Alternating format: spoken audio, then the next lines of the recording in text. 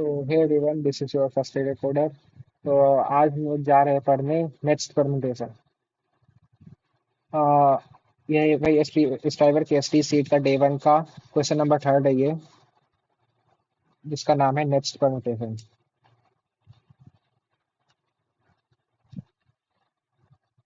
तो ये मैं थोड़ा दिखा देता हूँ। ये है हमारी इस ड्राइवर की सीट, हमने इतने क्वेश्चन कर रखे हैं और ये है हमारा नेक्स्ट परमुटेशन।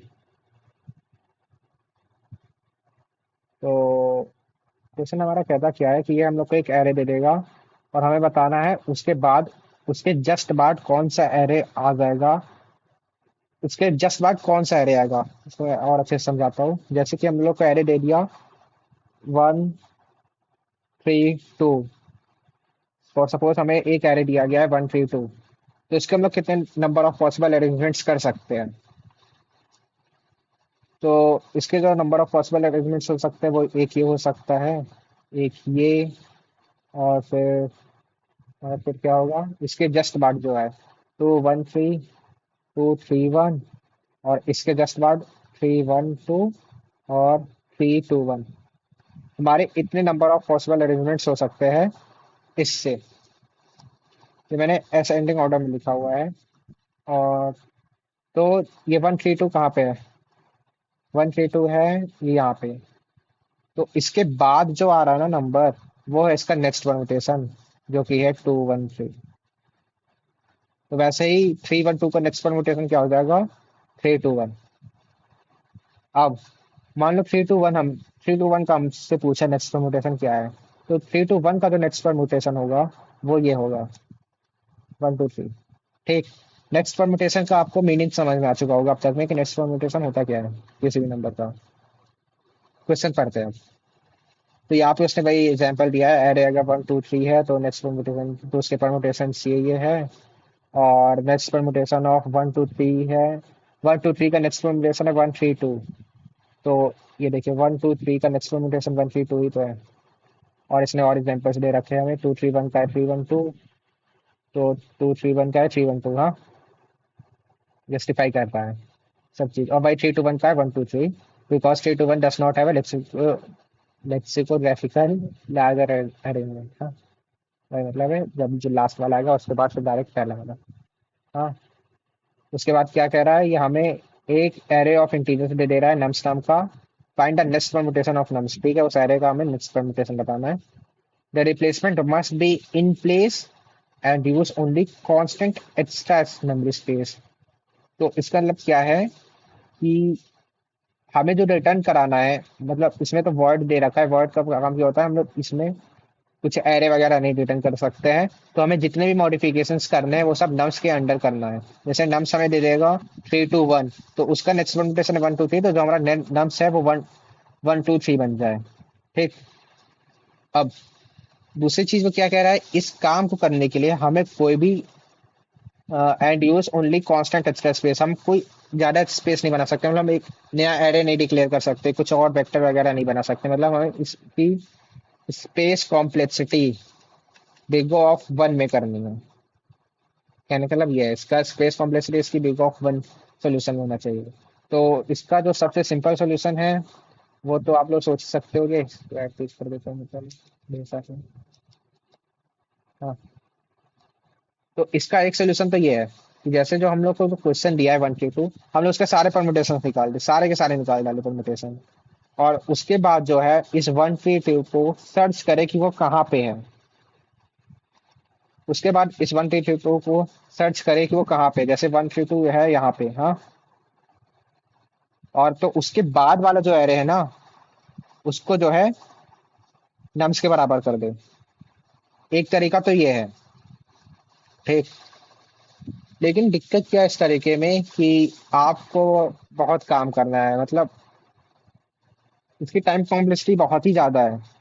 क्योंकि आप देखो कि आप सबसे पहले तो इस नंबर के सारे परमुटेशंस निकाल रहे हो। तो अगर अगर इसकी साइज n है, तो इसका जो टाइम कॉम्प्लेक्सिटी कुछ आ जाएगा, वो कुछ ऐसा आएगा। पहले तो आप सारे परमुटेशंस निकाल रहे हो उस नंबर के, फैक्टोरियल ऑफ n। ठीक। अब उस नंबर के अंदर जो आपका ये यहाँ तक जा रहा है हर बार, मतलब इस नंबर का ये ब्रेथ मान लो आप। तो पहले तो ये फैक्टोरियल ऑफ n निकला, इतने नंबर्स आपके टोटल परम्यूटेशन हो सकते हैं। और एक और एन आ जाएगा किसका, कि जो जितने नंबर अंदर जा रहे हैं। तो ये हमारी टाइम कॉम्प्लेक्सिटी आ जाएगी। ठीक, हमारी टाइम कॉम्प्लेक्सिटी कितनी है इसकी, big O of factorial N into N. अब आप देखो तो ये जो टाइम कॉम्प्लेक्सिटी है वो बहुत ज्यादा हाई होती है, बहुत ही ज्यादा हाई होती है। Time complexity factorial of N बहुत ज्यादा होता है, ऊपर से आप एन मल्टीप्लाई कर रहे हो। एक बार इसकी कंस्ट्रेंट्स में देखो, कंस्ट्रेंट्स में दिया क्या है, एन की वैल्यू क्या दी हुई है। एन की वैल्यू नहीं दी है इसमें। नम्स डॉट लेंथ जो है आपका 100 तक जा सकता है, मतलब एन की वैल्यू हमें मैक्सिमम 100 तक दे रखी है। तो अगर आपका एन की वैल्यू 100 है, तो फैक्टोरियल ऑफ 100 वर्स्ट केस में इंटू 100, मतलब वर्स्ट केस में ये इतनी आइट्रेशंस मार सकता है, इतनी ज्यादा आइट्रेशंस मार सकता है जो कि एक्सेप्ट नहीं होता है। टीएलई मार देगा, टीएलई मार देगा ये सॉल्यूशन। तो इसको थोड़ा ऑप्टिमाइज करना होगा।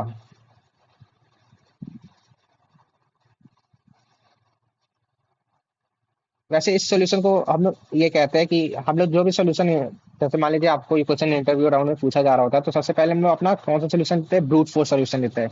ये उस ब्रूट फोर्स सॉल्यूशन में आता है कि सबसे जो है नेइव अप्रोच, मतलब सबसे पहली अप्रोच आपकी यही होती है, ब्रूट फोर्स अप्रोच, जो कि बहुत कॉमन सेंस है कि मतलब 1 3 2 का आपको नेक्स्ट परम्यूटेशन निकालना है, तो सारी परम्यूटेशन निकाल डालो और फिर उसको लीनियरली सर्च कर लो 1 3 2 कहाँ पे है, और उसके बाद वाले एलिमेंट को रिटर्न मार दो कि वही हमारा, मतलब उसके बाद वाले एलिमेंट को नम्स के बराबर कर दो और वही है हमारा आंसर। यह है ब्रूट फोर्स मेथड, जिसकी टाइम कॉम्प्लेक्सिटी बहुत ही ज़्यादा है, बहुत ही ज़्यादा है। इसको कर भी सकते हैं हम लोग, रिकर्सन के थ्रू इसको कर सकते हैं, सारे परम्यूटेशन निकालेगी और उसी में फिर रिटर्न मार देगी।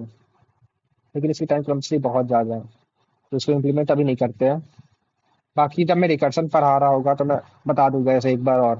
तो मतलब इसकी वो एक बहुत ही ज़्यादा सेपरेट टॉपिक है रिकर्सन में, पूरा इसका एक टॉपिक ही है कि नंबर ऑफ सबसेट्स वगैरह, मतलब एक प्रॉपर क्वेश्चन का सेट है वो। तो वो मैं रिकर्सन में पढ़ा रहा होगा, अभी एरे है। और आपसे इंटरव्यूअर पूछता भी है ना, तब भी आप यहीं तक ही बताओगे उसे कि टाइम कॉम्प्लेक्सिटी इसकी बहुत ज़्यादा है, बहुत ही ज़्यादा है, because of factorial N into N. अब इसके आते हैं एक्चुअल अप्रोच में।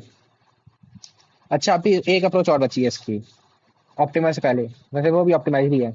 एसटीएल जो है हमें एक फंक्शन प्रोवाइड करता है, नेक्स्ट परमुटेशन नाम का, नेक्स्ट परमुटेशन नाम का, जिसमें हम लोग फिर क्या कर देते हैं, एरे का जो है अ, एक IT1 पास करते हैं और एक IT2 पास करते हैं, मतलब दो आइटरेटर पास करते हैं हमको, किस दो एलिमेंट, मतलब किस दो एलिमेंट के बीच का हम लोग को नेक्स्ट परमुटेशन निकालना है।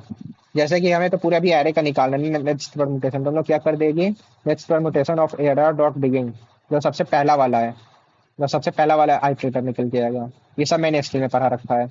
एरा डॉट एंड, ये क्या है, सबसे आखिरी वाला, सबसे आखिरी वाले के बाद वाला।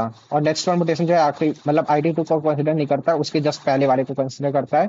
तो जो है उसमें जितने एलिमेंट्स निकल के आएंगे उन सबका वो नेक्स्ट परमुटेशन दे देगा। इसको डायरेक्टली इंप्लीमेंट करके देखते हैं। तो next permutation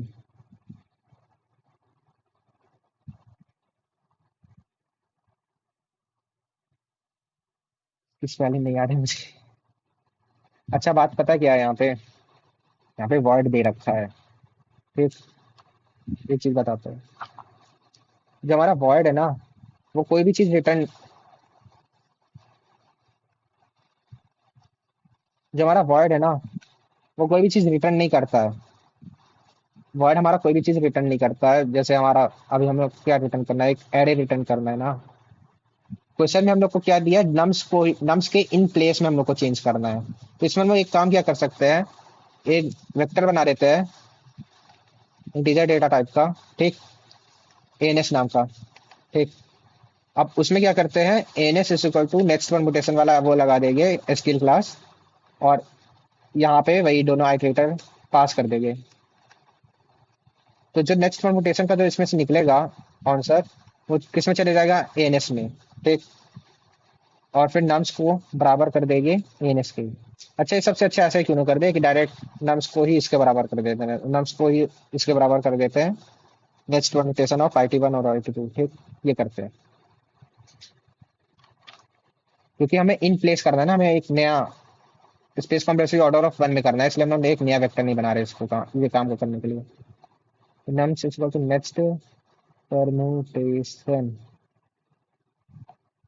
of nums dot begin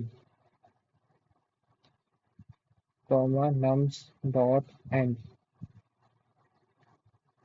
तो एक लाइन का सोल्यूशन है, देखते हैं चलता है कि नहीं। मैंने अभी तक वैसे खुद नहीं चलाया ये। गैलेक्सी सिंटैक्स है nums dot begin comma nums dot end। या नो variable overloaded। ओके, एक काम करते हैं, एक नया वेक्टर एक बार डिक्लेयर मार के देखते हैं। ये कह रहा है इसको ओवरलोड नहीं कर सकते, डायरेक्ट ऐसे पास नहीं कर सकते शायद। Vector of int of NS मारते हैं, और एनएस में अगर इसको ऐसे करें तो क्या होता है। नम्स इसको टू एनएस।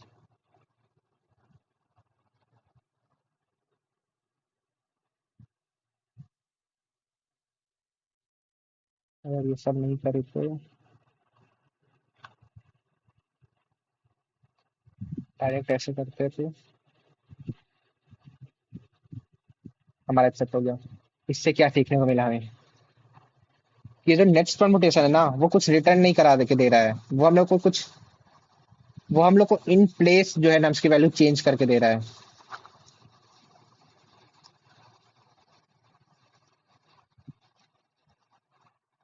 हमारे पास एक एरे है नम्स, एक वेक्टर है, ठीक। उसमें जब हम लोग नेक्स्ट परमुटेशन लगाएंगे ना, नेक्स्ट परमुटेशन IT1 और IT2 डाल देंगे, तो वो जो एरे है, मतलब वो इस केस में हमारा क्या है, नेक्स्ट परमुटेशन। नेक्स्ट परमुटेशन अभी मैं अभी पर्टिकुलरली इस क्वेश्चन के लिए बता रहा हूँ। Nums dot begin comma nums dot and,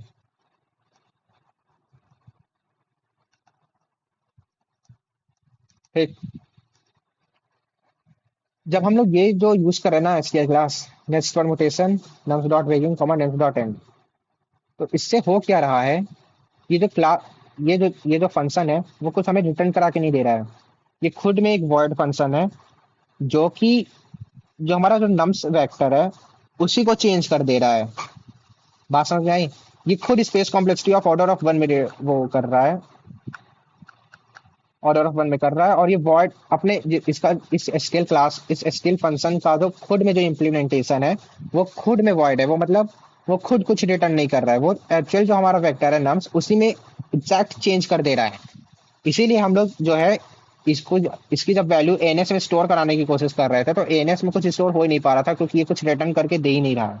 जब हम लोगों ने डायरेक्ट इसको ऐसे इंप्लीमेंट किया, तो वो नम्स में ही चेंज मार दिया, और जब नम्स में चेंज हो चुका तो हमारा आंसर आ चुका। तो एक तरीका ये है। लेकिन कोई भी इंटरव्यूअर आपसे डायरेक्ट ऐसे नहीं पूछेगा कि एसक्यूएल क्लास एक एसक्यूएल का फंक्शन यूज करो और आंसर ले आओ। वो इंटरव्यूअर आपके साथ ऐसा कर सकता है कि अब वो पूछे कि ये जो नेक्स्ट वन में है ना, ये फंक्शन ही पूरा बिल्ड करो, एसक्यूएल क्लास ना इम्प्लीमेंट करो, ये पूरे फंक्शन को ही बनाओ।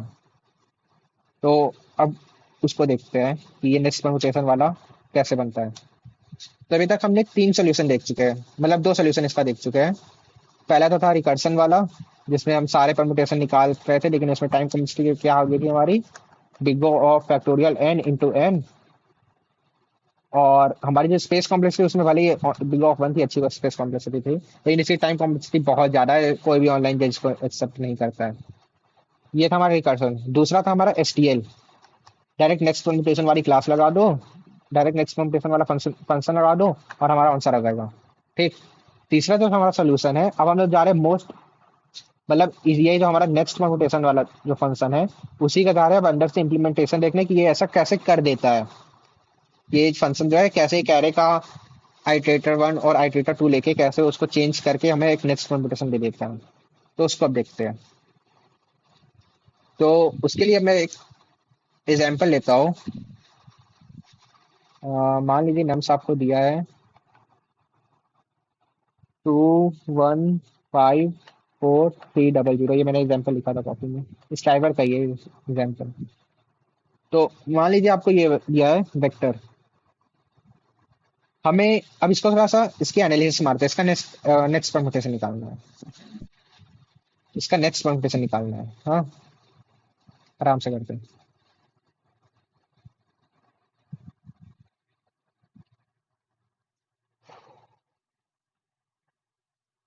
नेक्स्ट परमुटेशन निकालना है हमें इसका।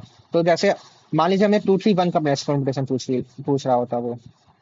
तो 2 3 1 का नेक्स्ट परमुटेशन है 3 1 2। जो हमारा जो नेक्स्ट परमुटेशन होता है ना, वो बेसिकली होता क्या है कि अगर हमें इसका पूछा है तो इस एलिमेंट्स को कैसे रीअरेंज करे कि जो हमारा फाइनल जो आंसर आए वो इससे जस्ट बड़ा हो। जैसे इस एलिमेंट्स को हम लोग ने ऐसे अरेंज किया कि 3 पहले लिख दिया, 1 लिख दिया, फिर 2 लिख दिया।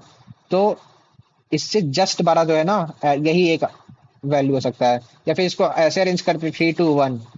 इसको एक पॉसिबल वेस ये भी तो है कि 3 2 1 इसको अरेंज कर दे। लेकिन ये हमारा आंसर नहीं है, क्योंकि ये इससे जस्ट बड़ा नहीं है। इससे जस्ट बड़ा कौन सा है? 3 1 2। ठीक।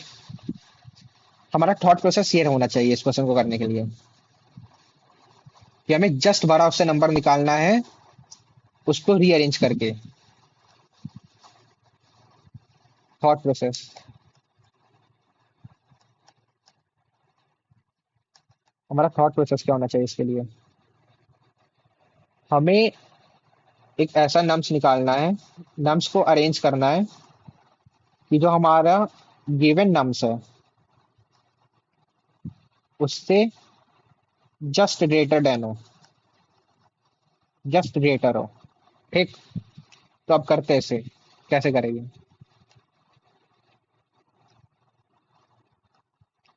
नम्स हमें दिया है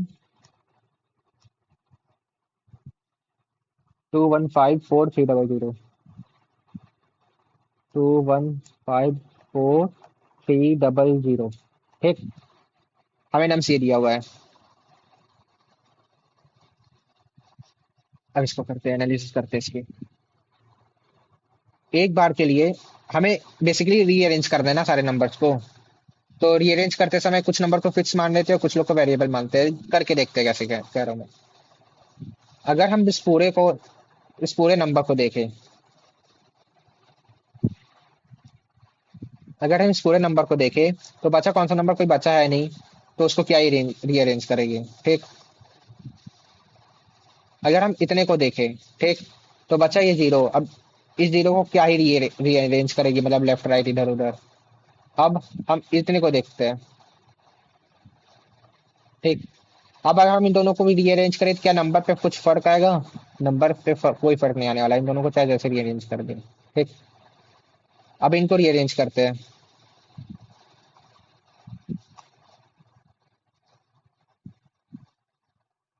यहाँ से ये यहाँ तक। हाँ। अब देखते हैं। अब इसको हम लोग रीअरेंज तो कर सकते हैं। जैसे हमारा 2 1 5 4 ऐसे इट इज लिखा रहा। और इसको रीअरेंज करने पे क्या किया जा सकता है? 0 0 3 0 3 0। ठीक। 3 0 0 तो है ही ये। ठीक। मतलब ये सब पॉसिबल वेस है। लेकिन क्या इनमें से कोई भी नंबर इस नंबर से जस्ट बड़ा है? 0 0 3 देखते हैं। ठीक। ये नंबर इससे छोटा है, ये भी इससे छोटा है, ये भी इससे छोटा है। क्योंकि जो बेसिकली देखो ना यार कि मतलब ये जो 3 है वो सबसे इधर लिखा हुआ है, सबसे लेफ्ट साइड में लिखा है। और इससे बड़ा कोई नंबर है नहीं कि इसको जो है रीअरेंज करके इससे बड़ा नंबर बना सके। तो इतने में भी हम लोग कुछ नहीं कर सकते हैं। ठीक। इससे छोटा, इससे और छोटे में जाते हैं। तो पहले इरेज कर देते थोड़ा सा।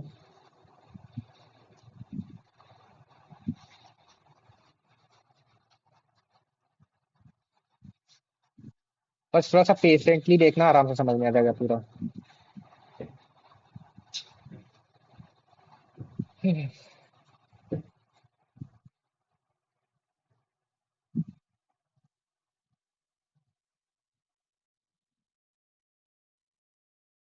अभी तक हम लोग कहाँ पे चले गए? यहाँ तक गए थे ना। अब इसके यहाँ पर आते हैं।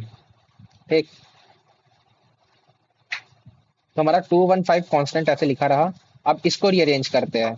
तो इसको भी बहुत तरीके से रीअरेंज कर सकते हैं। 1 2 3 4 4 नंबर फैक्टोरियल 424 वैसे रीअरेंज कर सकते हैं। लेकिन क्या कोई भी ऐसा तरीका आने वाला है जिससे ये पूरा नंबर जो है जस्ट बड़ा हो जाए? तो अगर हम लोग 3 को यहाँ लिख दे, फिर 4 को ऐसे लिखे, फिर 0 0 ऐसे लिखा रहा, तब भी इससे छोटा है। देखो ना, 2153400 जो है कि इससे छोटा है, 2154300। ब्रेक पॉइंट हमारा ये है। तो सीखने को इससे में क्या मिलता है कि 4 से बड़ा अगर यहाँ पे कोई एलिमेंट होता, ठीक, तब तो उसको रीअरेंज कर सकते थे। लेकिन अभी हमारे पास 4 से बड़ा कोई और एलिमेंट है ही नहीं, तो क्या ही रीअरेंज करेंगे। तो अब उससे एक बार एक पहले और आते हैं। अब इसको कंसिडर करते हैं। 2 1 कांस्टेंट है और 54300, ठीक। अब इसको रीअरेंज करके देखते हैं। अब अगर आप इसको भी रीअरेंज करोगे तो 5 से बड़ा तो कोई नंबर है नहीं यहाँ पे। 5 से बड़ा तो कोई नंबर यहाँ पे है नहीं। तो इसको चाहे जिस क्लास में रीअरेंज कर दो, तो इस नंबर से बड़ा तो कुछ आने वाला है ही नहीं यहाँ पे। अगर 2 1 कांस्टेंट है अपनी पोजीशन में, इस नंबर को चाहे जितना रीअरेंज कर दो, तो इससे बड़ा कोई नंबर नहीं आने वाला है। तो अब इसको रीअरेंज करके देखते हैं। इसको कांस्टेंट मानते हैं 2 को। अब अगर 2 को कांस्टेंट मानते हैं, ठीक, तो अब हमारे पास वेरिएबल में कौन कौन से पॉइंट्स बचते हैं? 1 5 4 3 0 0। हाँ, नेक्स्ट पेज पे आते हैं। 2 1 5 3 0 0। अब हमने इसको यहाँ से पॉसिबल ब्रेक पॉइंट मार दिया, पार्टीशन कर दिया। अब देखते हैं कैसे करते हैं। अब हम लोग इस पूरे को रीअरेंज कर सकते हैं, ठीक। हमें ऐसे रीअरेंज करना है कि ये जो नंबर है ना 2 1 5 3 0 0, इससे जस्ट एक बड़ा नंबर है। इससे जस्ट एक बड़ा नंबर है। तो सवाल ये है, क्या आ सकता है? क्योंकि इसके पहले वाले केस में तो नहीं आ सकता था, लेकिन यहाँ पर आ सकता है। मतलब बहुत तरीके की आ सकते हैं। जैसे यहाँ पे 2 5 ले लो और फिर अंदर चाहे जो लिख दो, उससे बड़ा ही होगा वो नंबर। या फिर 2 3 लिख दो, उससे बड़ा। यहाँ पे बहुत सारे नंबर हो जाएंगे, है ना। तो सवाल ये है कि यहाँ पे कौन सा नंबर आना चाहिए इस इंडेक्स पे। ये जो हमारे इंडेक्स है वहां पे कौन सा नंबर आना चाहिए जो इससे जस्ट बड़ा हो। जो इससे जस्ट बड़ा हो तभी तो इस नंबर के जो है इस नंबर के जस्ट बड़ा, जस्ट ग्रेटर वाला नंबर निकलेगा। इस नंबर के जो जस्ट बड़ा हो और जो इस साइड में हो, वो अगर यहाँ पर आ जाए तो काम हमारा हो सकता है। तो हमारा मतलब जस्ट ग्रेटर एलिमेंट निकल सकता है। और अगर आप इसमें थोड़ा सा नोटिस करने की कोशिश करो, अगर आप इन डेटा को ध्यान से देखें, एक ऑब्जर्वेशन देखते हैं। 5300, 5300, और उसके बाद हमारे पास एकदम से यहाँ पे 1 आ गया है। और फिर टू टू तो कांस्टेंट, उससे कोई मतलब ही नहीं। तो अगर हम इसका ग्राफ देखें, जब हम राइट टू लेफ्ट जा रहे हैं ना, तो सारे वैल्यूज बढ़ते चले जा रहे हैं, ठीक। सारे वैल्यूज जो है इंक्रीज। अगर मैं इस इंडेक्स को वो दे देता हूँ एक IND1, एक नाम दे दिया मैंने इसको इंडेक्स 1, ठीक। इंडेक्स 1 के पहले तक सारे एलिमेंट हमेशा इंक्रीजिंग ऑर्डर में हो रहे हैं, ठीक। अगर हमको इससे जस्ट बड़ा नंबर निकालना है, तो उसका आंसर क्या है? ये 3 है। हम यहाँ से आइट्रेट मारना चालू करेंगे और ये हम 3 को ले लेंगे, ठीक। तो अब हमको पता चल गया इसका जो जस्ट बड़ा नंबर होना चाहिए, वो इस वाले एलिमेंट के इस वाले एलिमेंट से जस्ट बड़ा होना चाहिए। तो वो यहाँ पे कौन सा है? 3 है, ठीक। इसके बाद अब देखते हैं। 2 1 5 3 0 0, ठीक। एक हमारा इंडेक्स ये था, एक हमारा इंडेक्स ये आया, ठीक। अब हम क्या कर देंगे, इन दोनों को स्वैप कर देते हैं। ये वैसे प्रॉपर एक एल्गोरिथम है, मैं इसको इंट्यूशन के साथ बता रहा हूँ, थॉट प्रोसेस के साथ बता रहा हूँ।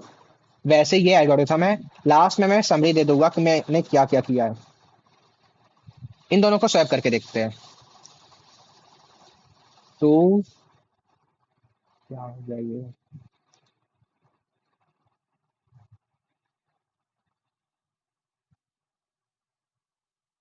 2, अगर मैं इन दोनों को स्वैप कर दूं तो क्या हो जाएगा? 3 5 1 0 0, ठीक।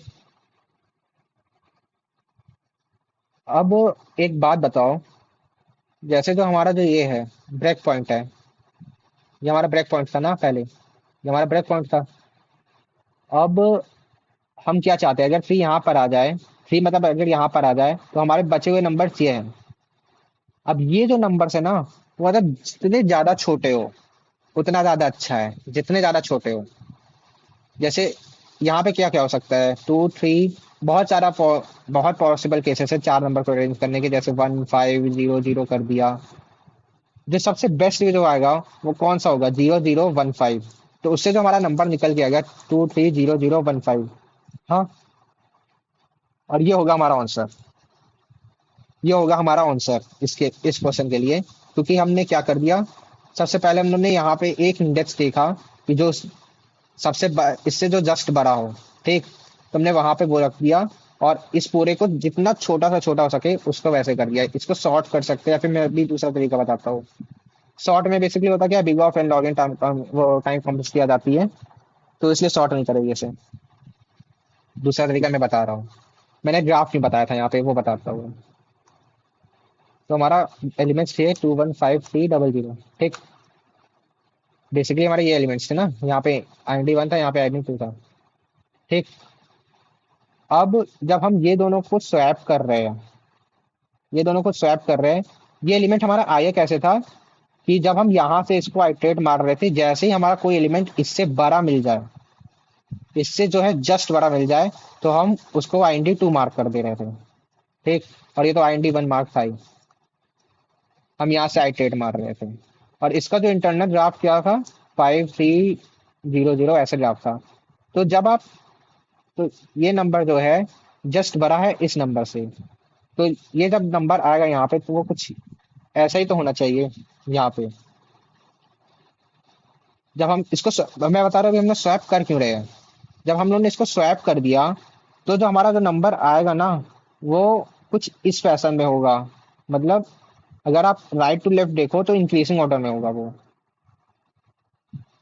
बात समझ में आ रही है? क्योंकि पहले हमारा ग्राफ कैसा था, राइट टू लेफ्ट जाने पे इंक्रीजिंग ऑर्डर में था। जब हम लोग ने स्वैप मारा, और स्वैप मारने के बाद जो है वन जो है जब यहाँ पर आ जाएगा, जो हमारा वन है वो यहाँ पर आ जाएगा, तो तब भी वो इंक्रीजिंग ऑर्डर मेंटेन होगा। क्योंकि इस वन से बड़ा अगर 0 होता, तो हम लोग यहीं पे स्वैप ना मार दिए होते। बात ये ना, अगर इस वन से यहाँ पे अगर मान लो कोई XYZ कुछ एलिमेंट लिखा हो, अगर पहले ही मिल गया होता तो हम वहीं पे स्वैप मार दिए होते। तो स्वैप हम लोग जब मारे, तो उसके बाद जो एलिमेंट जो यहाँ पे निकल के आएगा ना ऑर्डर, वो हमेशा इंक्रीजिंग ऑर्डर में ही होगा। तो सिंपली अगर वो इंक्रीजिंग ऑर्डर में है, अगर कोई वेक्टर हमें इंक्रीजिंग ऑर्डर में है, कुछ गिवन सेट्स हमें, गिवन सेट्स ऑफ एलिमेंट्स हमें इंक्रीजिंग ऑर्डर में है, और हमें सबसे छोटा उसका निकालना है, तो हम लोग क्या कर सकते हैं, डायरेक्ट उसको रिवर्स मार सकते हैं। जैसे कि यहाँ पे क्या था हमारा, स्वैप करने के बाद हमारा नंबर कुछ ऐसा बन गया था, 2 3 5 1 0 0। अगर हम इतने नंबर को रिवर्स मार दे, 0 0 1 5, तो वही तो हमारा आ गया ना सबसे छोटा वाला एलिमेंट। तो ये था हमारा थॉट प्रोसेस, और ऐसे हमने इस क्वेश्चन को अप्रोच मारा। अब मैं इसकी एक समरी दे देता हूँ, एक बहुत छोटी सी समरी दे देता हूँ कि कैसे हम लोग ने किया है। इसको बस ध्यान में रख लेना, क्वेश्चन तुरंत हो जाएगा। ये समरी है पूरी चीज की, जितना भी मैंने बताया अभी तक, मैंने जितना भी बताया वो सब इंट्यूशन था, हमारा थॉट प्रोसेस था। कोई भी और मतलब होता वो डायरेक्ट बता देता कि मतलब वो डायरेक्ट एल्गोरिथम ही बता देता कि ऐसे ऐसे कर लो तो आंसर आ जाएगा। मैंने पूरा थॉट प्रोसेस बताया कि हर एक स्टेप पे ऐसा हम लोग कर क्यों रहे हैं, एल्गोरिथम।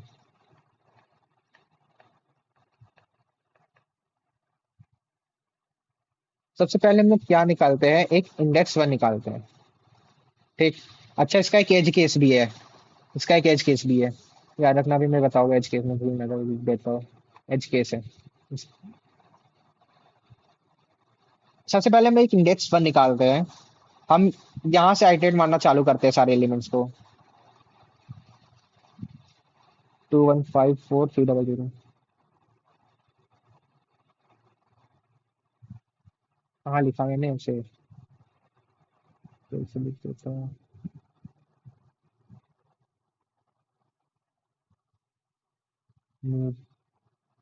एल्गोरिथम।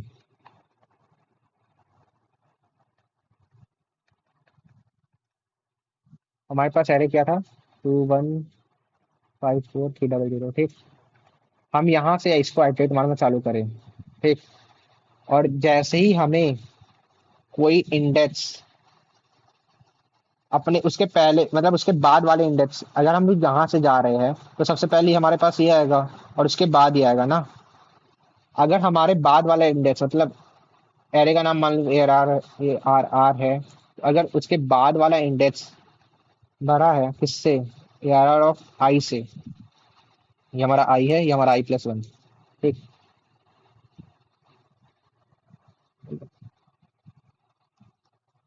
ये हमारा आई है और ये हमारा आई+1 है।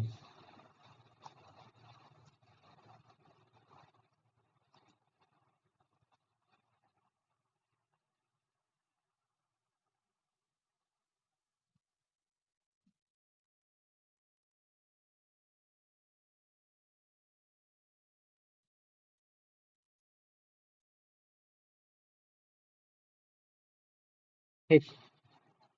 ये हमारा आई है और ये हमारा आई+1 है। ठीक।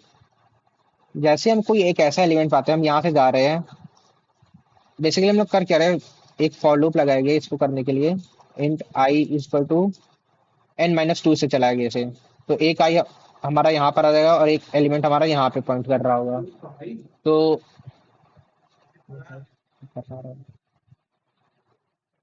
एक एलिमेंट हमारा यहाँ पे पॉइंट कर रहा होगा, एक एलिमेंट हमारा यहाँ पे पॉइंट कर रहा होगा।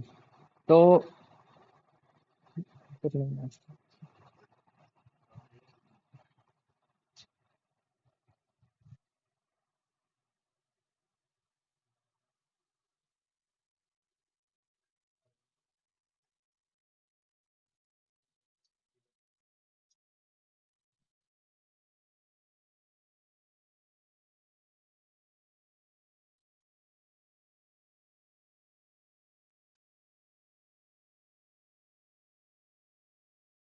हमारा पहला स्टेप एल्गोरिथम का ये था कि हम राइट टू लेफ्ट ट्रैवर्स करते हैं, और जैसे ही हमारा कोई एक ऐसा इंडेक्स मिल जाता है जो कि लेस देन है ए ऑफ आई+1 से, जैसा कि इस केस में ये है, 1 लेस देन है 5+1 से। ठीक।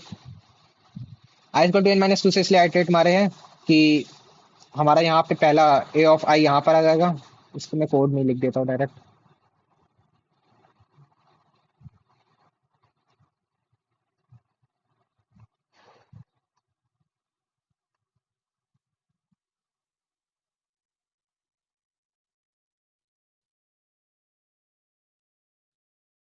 ऐसा करके डायरेक्ट कोडिंग पार्ट पे चलते हैं। जब कोड लिखना है तो कोडिंग पार्ट में चले जाते हैं, लीड कोड में। अच्छा, इसका मुझे एक एज केस बताना था। अगर मान लो हम लोग को पहले से अरे एक सॉर्टेड में दे दिया, सॉर्टेड ऑर्डर में दे दिया, 3 2 1, जैसे मान लीजिए हमने को अरे ये दे दिया। ठीक। तो इसका ब्रेक पॉइंट क्या होगा, इसका ब्रेक पॉइंट क्या होगा? यहाँ पे तो कोई भी ऐसा एक एलिमेंट यहाँ पे है नहीं, मतलब लेफ्ट में एक ऐसा कोई भी एलिमेंट नहीं है। जब हम राइट टू लेफ्ट ट्रैवर्स कर रहे हो, लेफ्ट में ऐसा कोई भी एलिमेंट नहीं है जो कि छोटा हो और अपने राइट वाले एलिमेंट से, मतलब लेफ्ट, हम ये देख रहे थे ना, तब हमें लेफ्ट वाला एलिमेंट जो है राइट वाले एलिमेंट से छोटा मिल जाए। तो यहाँ पे हम लोग को कुछ ऐसा मिला ही नहीं। तो हम लोग इंडेक्स 1 को जो है इनिशियली -1 वो इनिशियलाइज कर देते हैं। और अगर हम लोग इंडेक्स 1 हमारा आखिरी में, मतलब इंडेक्स 1 हमारा -1 ही रहता है, हमारा इंडेक्स 1 किसी और एलिमेंट को पॉइंट ही नहीं कर पाता। इसका मतलब क्या है कि हमारा एरे पहले से ही सॉर्टेड है डिक्रीजिंग ऑर्डर में। हमारा एरे पहले से ही सॉर्टेड है डिक्रीजिंग ऑर्डर में। तो इस केस में क्या करना है, ये तो बहुत ज्यादा आसान केस है, इसमें हम लोग को बस रिवर्स मार देना है अपने गिवन एरे को। ठीक। बाकी अब कोडिंग पार्ट में चलते हैं। int index 1 इक्वल्स -1, और एक इंडेक्स 2 बना देते हैं जिसको हम लोग स्वैप नहीं करते हैं, स्वैप कर देते हैं इसको। For I equals to n-2, आई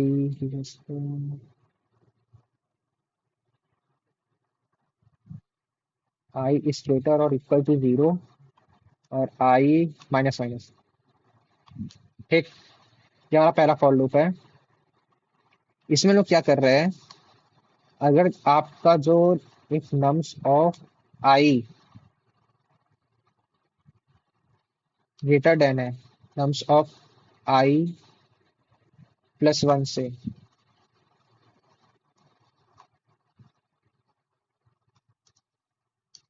अच्छा आई+1 कहाँ पे होगा, एरे के इधर वाला होगा, है ना, राइट वाला।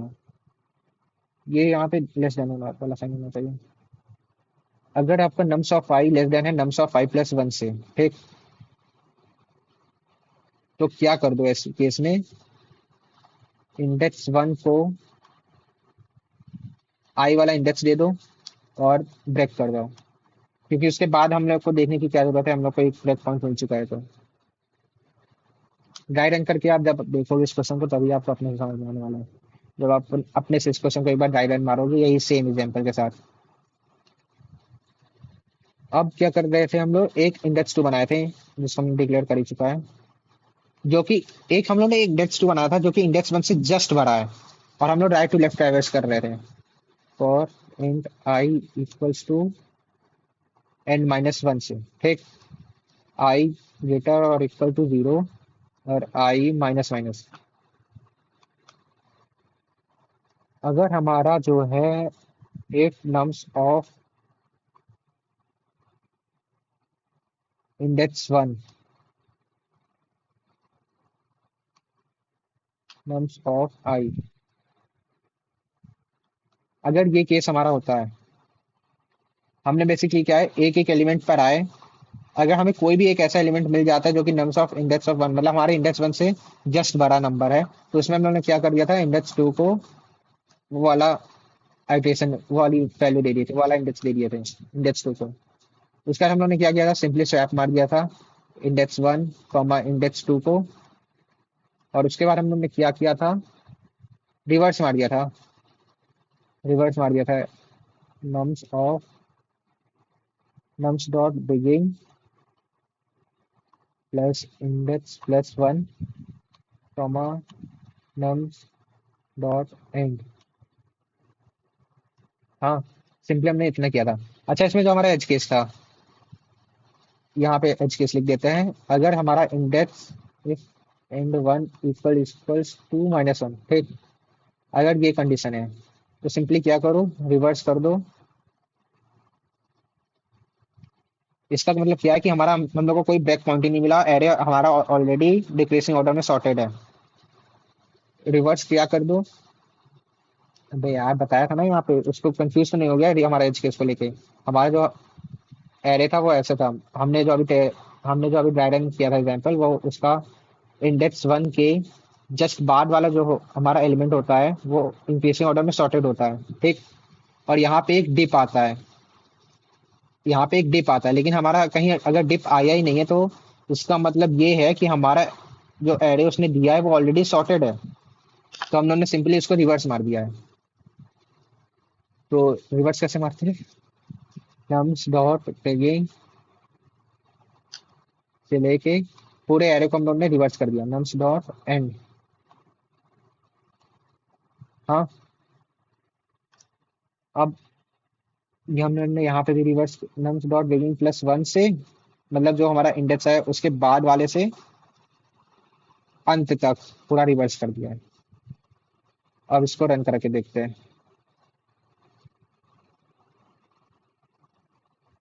बे यार,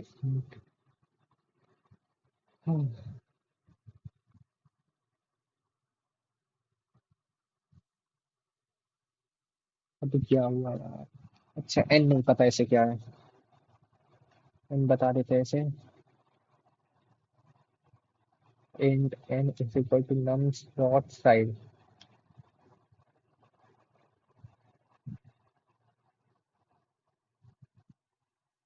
अब क्या हुआ, अच्छा, यहाँ पे इंड वन होगा पहले वाले इंडेक्स से।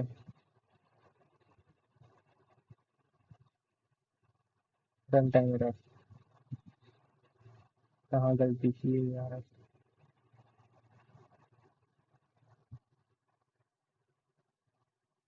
तो हमें यहाँ पे वो वैल्यू चेंज करना होता है ना, तो ऐप क्या कर रहे होते हैं उसकी वैल्यू, जैसे वन और थ्री को ऐसे स्वैप मार दिए थे। कुछ कुछ तो मुझे नेम की याद है उसकी, स्वैप।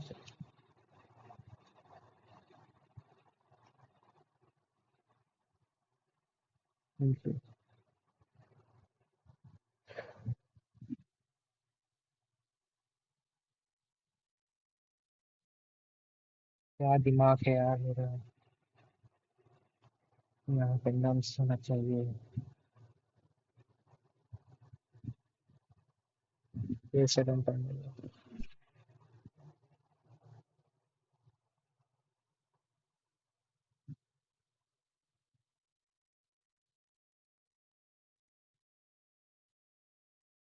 तुरंत अंदर आया यार।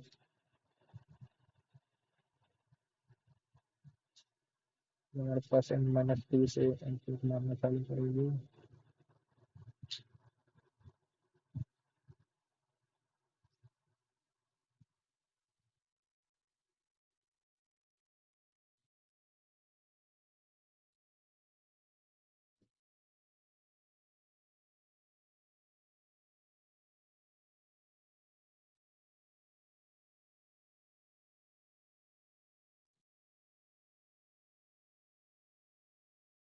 ओके। अच्छा, यहाँ पे वैसे एक बार रिटर्न मार सकते थे। और दूसरी चीज ये कि जैसे हमारी वाली कंडीशन ट्रू होती है वैसे हम लोग ब्रेक नहीं मार देते हैं। दिखाता हूँ।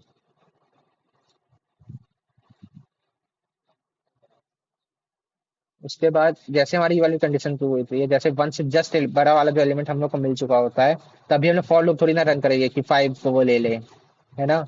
जैसे हमने एक एक बड़ा एलिमेंट मिल जाता है वैसे हम लोग ब्रेक मार देते हैं। ये हमने ब्रेक मार दिया। अब इसको रन करा के देखते हैं। हाँ, और ये हमारा क्वेश्चन सॉल्व हो गया। अब सबमिट करते हैं इसे। और ये हमारा क्वेश्चन सबमिट भी हो चुका है। तो इस क्वेश्चन के बारे में और कुछ डिस्कस करते हैं कि हम लोग ने देखी the replacement must be in place. हम लोग ने कुछ नया वेक्टर वगैरह नहीं बनाया और हमने उसी प्लेस पे किया है। तो हमारी ये वाली कंडीशन सेटिस्फाई होती है and use only constant extra memory, वही मतलब space complexity order of one में हम लोग को करना था। अच्छा, इसकी टाइम कॉम्प्लेक्सिटी डिस्कस करते हैं। तो इसके हम लोग ने यहाँ पे एक लूप चलाया है पूरे नम्स को ट्रैवर्स करने के लिए। और फिर यहाँ पे भी एक लूप चलाया है और एक रिवर्स है। स्वैप तो बिग ऑफ वन में कर देता है और यहाँ पे रिवर्स रिवर्स भी बिग ऑफ एंड में ऑपरेट मारता है। तो इसकी जो टाइम कॉम्प्लेक्सिटी आएगी वो हो जाएगी हमारी बिग ऑफ 3n।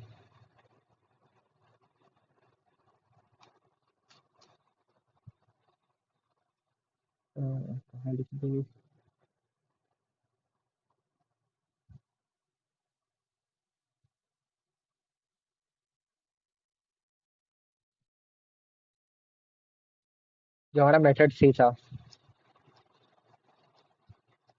उसकी जो टाइम कॉम्प्लेक्सिटी आ जाएगी बिगो ऑफ 3n। हम लोग वो एक दो फॉर लूप लगाया और एक रिवर्स वाला।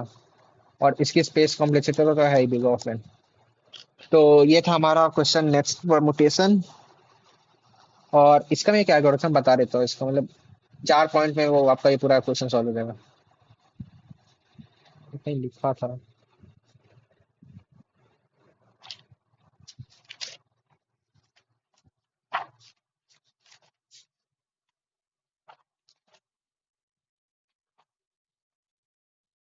तो मैं एल्गोरिथम लिख देता हूँ 4 पॉइंट में। आपको मेन बस ये एल्गोरिथम ही याद है ना, तो आप कोड तो अपने से बना के कर ही दोगे। एल्गोरिथम इसका मन करे स्क्रीन शॉट ले सकते हो आप। सबसे पहले हम लोग क्या करे थे। ARR of I less than ARR of I plus one. जब हम राइट टू लेफ्ट ऐसे इटरेट मार रहे थे और यहाँ पे एक एलिमेंट है यहाँ पे एक एलिमेंट है, तो जो हमारा जो लेफ्ट वाला ये हमारा आई है, ये हमारा आई प्लस वन है। हाँ, तो जो हमारा जो लेफ्ट वाला एलिमेंट है जैसे ही छोटा होता है राइट वाले एलिमेंट से, वैसे ही तो हमारी ब्रेक वाली कंडीशन आती है। तो यहाँ से हम लोग को क्या मिल जाता है, इंडेक्स वन मिल जाता है। ठीक। Index one equal to y मिल जाएगा जैसी वाली कंडीशन टू होती है।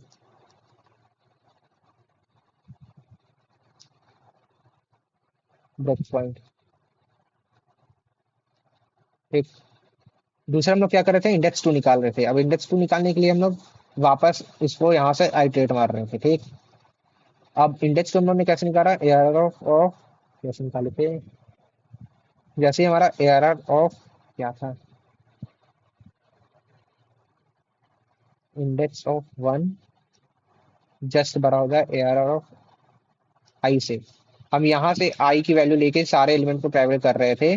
और जैसे ही हमें एक ऐसा एआर ऑफ आई मिल जाए जो कि जस्ट बड़ा हो AR of index of one से, वैसे ही हम इंडेक्स टू को उस आई के बराबर कर दे रहे थे और ब्रेक मार दे रहे थे कि उसके बाद कोई ना आ जाए। यहाँ पे भी वैसे ब्रेक मार रहे थे, इसके बाद एक और ब्रेक पॉइंट मिल जाए। अब तीसरा पॉइंट, फिर हम लोग क्या कर रहे थे, सिंपली स्वैप मार दे रहे थे इन दोनों की पोजीशन को। ऐसे नहीं, nums of ind one comma num of ind two. और फिर चौथा हमारा क्या था, रिवर्स मार दे रहे थे। रिवर्स ARR डॉट बिगिन से लेके AR dot begin plus and plus one से लेके ARR डॉट एंड तक। ठीक। बीच में हमारा एक एज केस भी था कि अगर हमारे एंड वन की वैल्यू -1 हो जाए तो हम लोग सिंपली रिवर्स मार दे रहे थे एरे को, क्योंकि इसका मतलब यह है कि वो एरे हमारा ऑलरेडी डिक्रीजिंग ऑर्डर में हम लोग को दिया हुआ है। ठीक। रिवर्स ARR, सिंटैक्स नहीं लिख रहा हूँ, पूरा वही AR डॉट बिगिन से लेके ARR डॉट एंड। तो ये था हमारा क्वेश्चन नेक्स्ट परमुटेशन। और तो यहीं पे अपना खत्म करते हैं आज का वीडियो, और फिर मिलते हैं अपने नेक्स्ट क्वेश्चन पे। तब तक के लिए have a good day and